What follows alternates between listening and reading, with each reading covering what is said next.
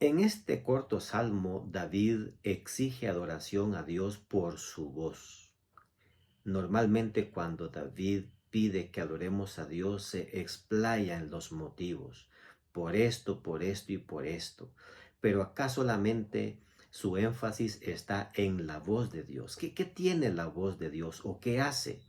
Notemos acá que el salmista dice que la voz de Dios tiene poder y gloria, verso 4. La voz de Dios quiebra los árboles de cedro, dice el verso 5.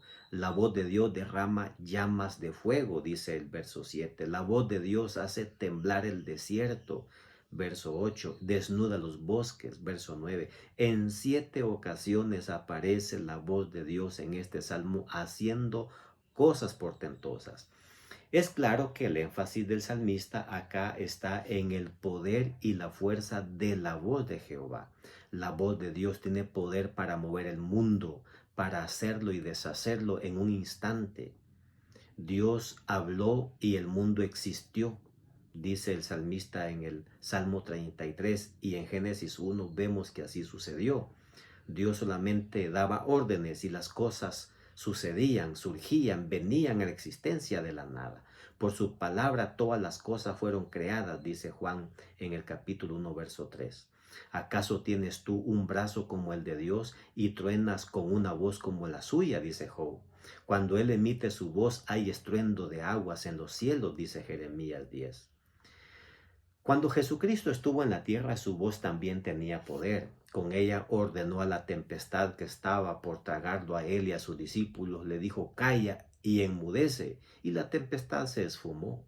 La voz ordenó a los demonios a salir del Gadareno y de muchas otras personas que estaban endemoniadas. Y a la voz de Dios los demonios obedecían.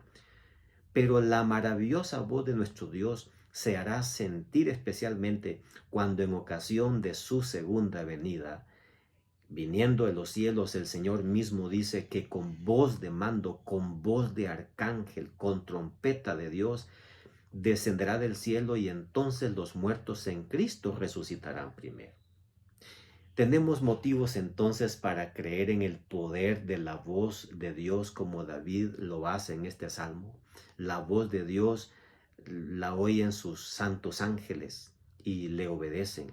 La voz de Dios la oyen los demonios y le obedecen. La oyen los animales y le obedecen. La naturaleza también y le obedece. E incluso los muertos.